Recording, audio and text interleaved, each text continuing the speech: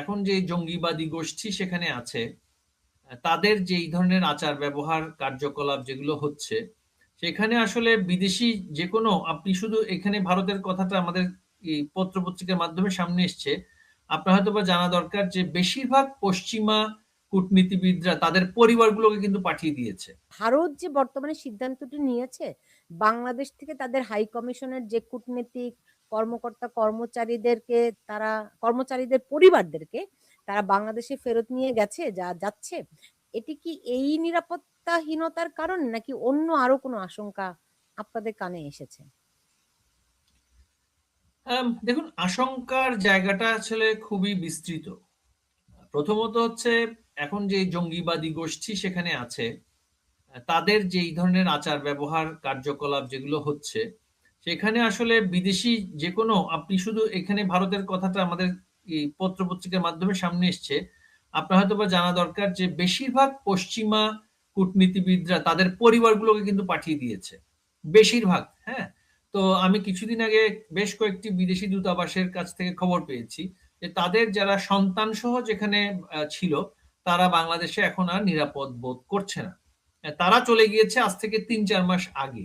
তার মানে পরিস্থিতিটা এখন এমন দাঁড়ালো যে আসলে ভারত বা আমাদের নেপাল বা সার্ক দেশভুক্ত দেশগুলোর কূটনীতিবিদরা সাধারণত বাংলাদেশ ছেড়ে যায় না। পশ্চিমারা অনেক বেশি নিরাপত্তা নিয়ে উদ্বিগ্ন থাকে। কিন্তু তারা সাধারণত যায় না। তার মানে পরিস্থিতি কোথায় গিয়ে দাঁড়াচ্ছে? আরেকটি বিষয় হচ্ছে, যেকোনো সময় তো গণবিস্ফোরণ ঘটতে পারে।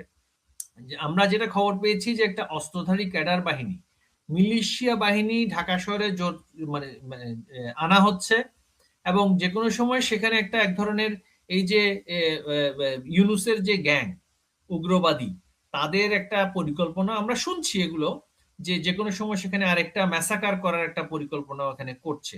নিরাপত্তা পরিস্থিতি অত্যন্ত আম খারাপ, এবং সেই ক্ষেত্রে রাষ্ট্র প্রশাসন কিভাবে সেটার প্রতিক্রিয়া জানাবে, এটা নিয়ে একটু মানে আলোচনা আছে। কিন্তু ইউনূস যেটা চাইছে যে একটা যেনতেন নির্বাচনের পথে গিয়ে হয়তোবা এমনও হতে পারে, সে পরিস্থিতিটাকে এমনও করতে পারে যেখানে একটা আর্টিফিশিয়ালি পরিস্থিতি ক্রিয়েট করে আবারও নির্বাচন পিছিয়ে দেওয়া, বা নির্বাচন না, সিলেকশন প্রসেসটাকে পিছিয়ে দেওয়া। তার যে ক্ষমতার যে বসেছে সেটা সহজে ছাড়বে বলে আমার মানে ধারণা মতে সেটাকে আরো দীর্ঘায়িত করারও একটা চেষ্টা করতে পারে। আর এই যে জামাত বিএনপির যেই মানে এখন যেটা দেখা যাচ্ছে, এর মধ্যেও কিন্তু ওদের মধ্যে অনেক সন্দেহ বা যা আছে, যে কারা কতটুকু বেশি তাদের যে মূল ক্রীড়নক গোষ্ঠী তাদের কাছে, মাস্টারদের কাছে কতটুকু খুশি হবে, খুশি করতে পারবে, সেটা নিয়েও টানাপোড়েন আছে। জি, জি। আজকেই আমি দেখলাম যে তথ্য তথ্য সচিব মানে প্রধান উপদেষ্টা প্রেস সেক্রেটারি শফিকুল আলম তিনি বলেছেন যে ভোট গণনা কিছু বিলম্বিত হতে পারে, মানে ফলাফল প্রকাশ কিছু বিলম্বিত হতে পারে। যাই হোক, ওই ইলেকশন নিয়ে কথা বলবো আরো একটু পরে। আমি একটু নিঝুম মজুমদারের কাছে যেতে চাই। নিঝুম মজুমদার, আপনার সংগঠনের পক্ষ থেকে প্রেস কনফারেন্সটা করেছেন।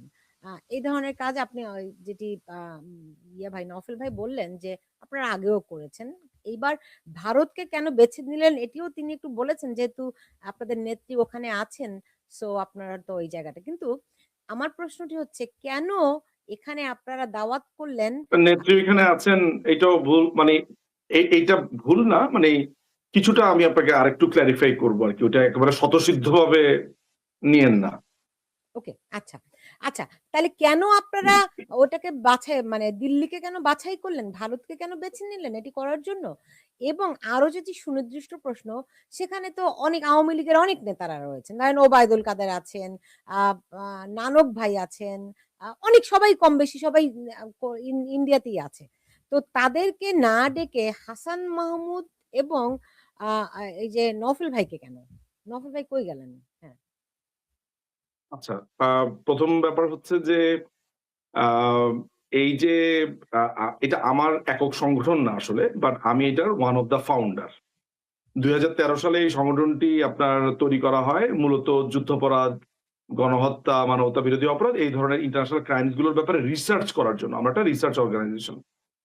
তো এই প্রোগ্রামটা কিন্তু শুধু আইসিআরএফ অর্থাৎ ইন্টারন্যাশনাল ক্রাইমস রিসার্চ ফাউন্ডেশন তারা একভাবে করেনি। আমাদের যে আরেকটা প্যারেন্ট অর্গানাইজেশন আছে, অর্থাৎ ল ভ্যালি সলিসিটরস, একটা ল ফার্ম, যুক্তরাজ্য ভিত্তিক একটা ল ফার্ম, তাদের সুপারভিশনই এখানে ছিল। আর আরেকটা জিনিস আপনাকে একটু বলে নেই, সেটা হচ্ছে যে নফেল ভাইকে যে আপনি আজকে এইখানে প্রোগ্রামটাতে দেখলেন, আর যদি আপনারা এই রিবার্টালটা পড়তেন তাহলে আপনারা এটাও দেখতে পেতেন যে নফেল ভাইয়ের সাক্ষাৎকার কিন্তু যথোপযুক্তভাবে এই রিবার্টালটা লেখার সময় নেওয়া হয়েছে। এবং আমরাই যে শুধু নফেল ভাইয়ের সাক্ষাৎকার নিয়েছি তা না, ইউনাইটেড নেশনসও নফেল ভাইয়ের সাক্ষাৎকার নিয়েছে, কিন্তু তারা সেটার কোনো কিছুই পাবলিশ করেনি, আর আমরা পাবলিশ করেছি। অর্থাৎ তাদের নিউট্রালিটি, তারাও কিন্তু নফেল ভাই ভালো বলতে পারবে যে সাক্ষাৎকার নেওয়া হয়েছিল। আমরা নফেল ভাইয়ের কাছে জানতে চেয়েছি, আপনি তো শিক্ষামন্ত্রী ছিলেন সেই সময়টাতে, ছাত্রদের সাথে আপনার একটা কানেকশন ছিল, হোয়াট অ্যাকচুয়ালি হ্যাপেন্ড, কি হয়েছে। ফলে আমরা এই রিবার্টালটা লিখতে গিয়ে তার অনেক কিছু আমরা তার কাছে জানতে চেয়েছি, আমরা তাকে ক্রিটিক্যাল প্রশ্ন করেছি। নফেল ভাই হয়তো সে কথা বলবেন, আমাদের একজন প্রফেসর তাকে এইসব প্রশ্ন করেছে, জানতে চেয়েছে। ফলে ওই রিবার্টালটার ভেতরে তিনিও ছিলেন, এবং একই সাথে হাসান মাহমুদ, আমরা তার কাছেও জানতে চেয়েছি অ্যাজ এ ফরেন মিনিস্টার সেই সময় কি হয়েছিল। কারণ ইউনাইটেড নেশনস কিন্তু অনেকগুলো রেফার করেছে, এডুকেশন মিনিস্টার, ফরেন মিনিস্টার বা ফরেন মিনিস্ট্রির চৌহদ্দির মধ্যে পড়ে, আর পুরো রিপোর্টটা হয়েছে ছাত্র কেন্দ্রিক। তাহলে সবচাইতে ওই সময়ের বেস্ট পার্সনটা কে? শিক্ষামন্ত্রী। যে কি হলো সেখানে, ছাত্ররা যেহেতু আন্দোলন করেছে। ফলে রিবার্টালটা লেখার সময় আমরা ওনাদের বক্তব্য নিয়েছি, রিবার্টালটা যখন সাংবাদিকদের সামনে আমরা এনেছি, উই ওয়ার ভেরি লাকি যে ইন্ডিয়াতে ওনারা দুইজনই ছিলেন সেই সময়টাতে। নফেল ভাইকে আমরা পেয়েছি সেখানে, এবং হাসান মাহমুদ, পররাষ্ট্র জনাব হাসান মাহমুদ, তিনি একটি ব্যক্তিগত কাছে সেই সময় তিনি দিল্লি আসছিলেন। আমি এই সংবাদটা পেয়ে তখন বেসিক্যালি যেটা হয়েছে যে আমরা যেহেতু বাংলাদেশ আওয়ামী লীগের দুজন ডাকসাইটে মন্ত্রী আমাদের সাথে থাকবেন বা আমরা প্রস্তাব করেছি, সেটা দলীয় জায়গা থেকে আমাদের কিন্তু অনুমতি নিতে হয়েছে, দল আমাদেরকে অনুমতি দেওয়ার ব্যাপারও রয়েছে সেখানে।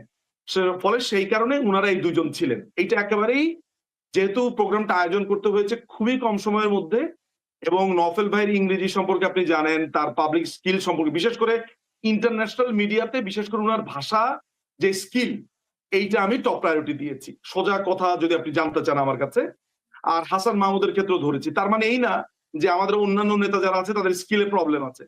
মুশকিলটা যেটা হয়েছে সেটা হলো, হাসান ভাইকে নিয়ে এর আগে আমি জেনেভাতে একটা প্রোগ্রাম করেছি সেম রিবার্টাল নিয়ে। তো যেহেতু আপনি চিন্তা করে দেখেন, হাসান ভাইকে নিয়ে একটা প্রোগ্রাম জেনেভাতে করেছি, সেই একই মানুষ দিল্লিতে পাচ্ছি তাকে, তো আমি তো একটা হিউম্যান বিইং, আমার মাথাতে তো চট করে উনার নামটাই আসবে। এবং আমি অ্যাপ্রুভালও নিয়েছি সেখানে দলীয় ফোরাম থেকে, সর্বোচ্চ জায়গা থেকে আমি অ্যাপ্রুভাল নিয়েছি।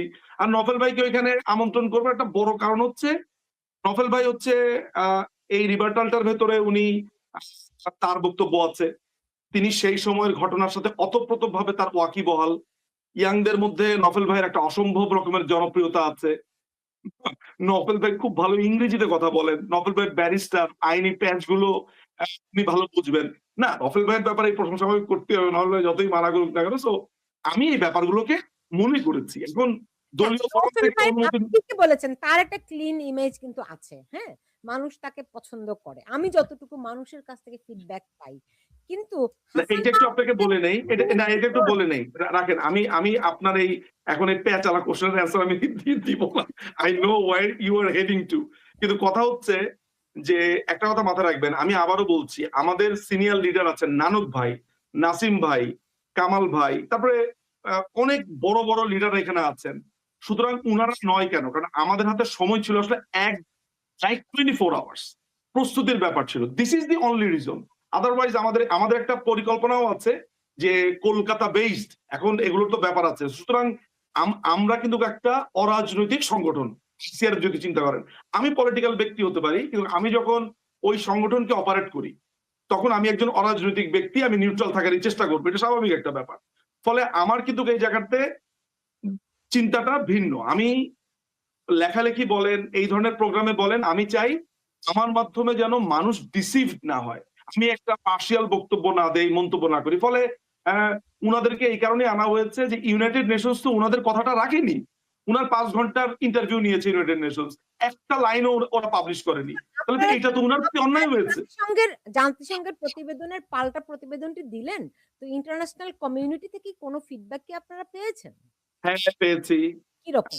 তার ইউরোপিয়ান ইউনিয়নের যে বাংলাদেশ ডেস্ক যিনি দেখেন, ভদ্রমহিলার নাম হচ্ছে লিনি। সেই ভদ্রমহিলার সাথে যখন মিটিং করেছি, তিনি আমাদের সামনেই সেটা উল্টাপাল্টা দেখছিলেন এবং বলছিলেন যে শি ওয়াজ সো সারপ্রাইজড। আমরা তাকে অনেকগুলো পয়েন্ট বলেছি সেইটা। এরপরে আমরা মিট করেছি একজন কংগ্রেসম্যানের সাথে, আমেরিকাতে একজন কংগ্রেসম্যানের সাথে আমরা মিট করেছি। আমরা লয়ার প্যানেলের সাথে মিট করেছি। They are very much close to Trump প্রশাসন, তাদেরকে। তারপরে ইউনাইটেড নেশনস এর আরো দুজন কর্তা ব্যক্তি যারা হচ্ছে ইস্টার্ন ইউরোপিয়ানের ইউর পার্লামেন্টের, আমরা তাদের সাথে মিশেছি। এরপরে আমরা ফিনল্যান্ডের যিনি বর্তমানে পররাষ্ট্র মন্ত্রী, ওনার নাম হচ্ছে সামথিং কালেব, আমি আসলে ভুলে গেছি, সেই ফিনল্যান্ডের মন্ত্রী, তিনি তার বিস্ময় প্রকাশ করেছেন যে এ কি এগুলো শুনে।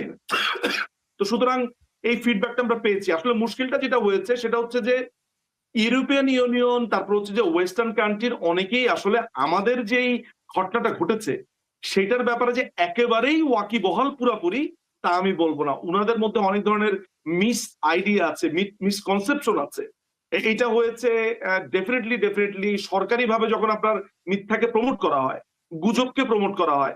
আপনি দেখেন ইউনূস যেখানে যায় সে ওই যে চোথার মতো একটা কাগজ নিয়ে যায়, বিরাট বড়, দেখবেন তার হাতে একটা বই থাকে, সবাইকে ধরা দিয়ে আসে হাসতে হাসতে। ফলে রাষ্ট্রীয়ভাবে যখন মিথ্যাকে প্রমোট করা হয় সেই মিথ্যার সাথে কিন্তু পারাটা দুষ্কর। ফলে আমরা আমাদের মতো করে পাচ্ছি এবং মানুষজন ফিডব্যাক দিয়ে তারা বিস্ময় প্রকাশ করছে, তারা এটা অ্যাড্রেস করবে বলছে। আমরা ভলকার টুর্কের ব্যাপারে আনুষ্ঠানিক অভিযোগ দায়ের করেছি, তার বিরুদ্ধে কোন কোন ফোরামে যাওয়া যায় আমাদের লয়ার্স প্যানেল কাজ করছে।